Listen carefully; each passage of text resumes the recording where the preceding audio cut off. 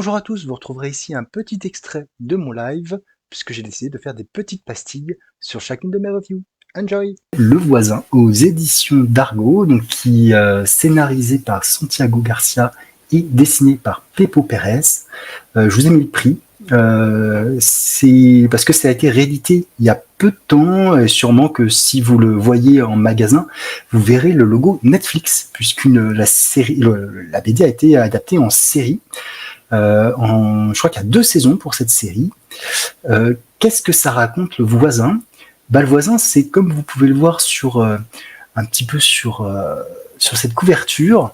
On a un super-héros qui vit dans le même immeuble qu'un autre personnage. Voilà. Et donc, c'est bien ça, c'est José Ramon qui est donc le personnage dans sa chambre, qui est un étudiant qui doit passer un concours, etc., qui entend à un moment donné chez son voisin des bruits assez particuliers, des bruits de souffrance, etc.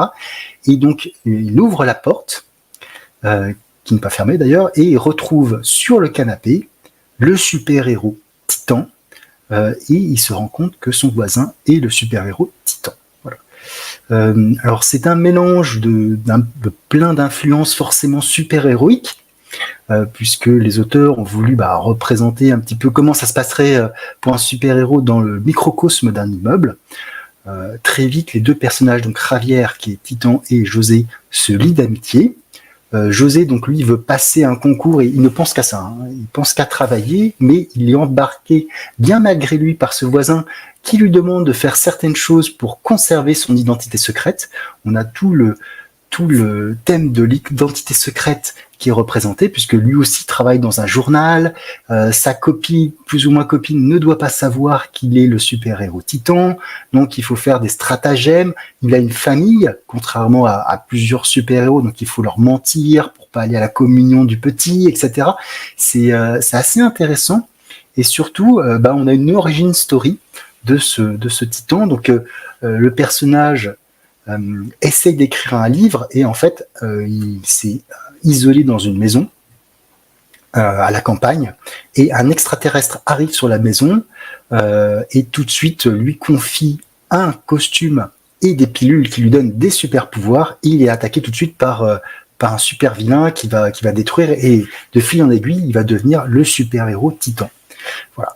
Alors, c'est en 3 parties. L'intégrale regroupe 3 chapitres, 3 gros chapitres, qui ont été faits à des époques différentes, à partir de 2004 jusqu'à 2008, de mémoire, mais c'est peut-être pas exactement ça.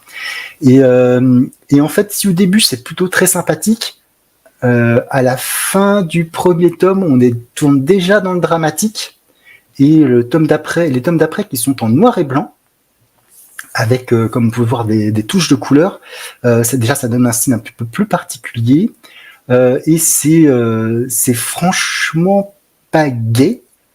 Je trouve que les thèmes sont assez durs. On a une vision peut-être plus européenne et moins fantasmée du super-héros, mais surtout, ça fait pas rêver. Le personnage du Titan, forcément, est un imbécile imbu de lui-même, menteur, dragueur, volage, forcément, qui va se servir d'un peu tout le monde.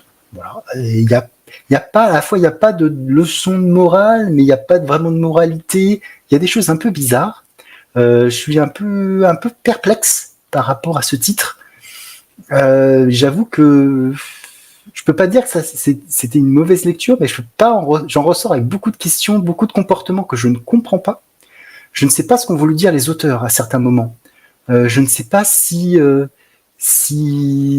ont vraiment réfléchi à toutes les actions qu'ils ont faites. Je sais qu'à un moment donné, pour vous en révéler un peu plus, ce super-héros Titan décide de quitter son appartement et de vivre dans la rue parce qu'il est persuadé que ça va mal tourner. Il a vraiment des tendances paranoïaques, et donc il vit dans la rue, et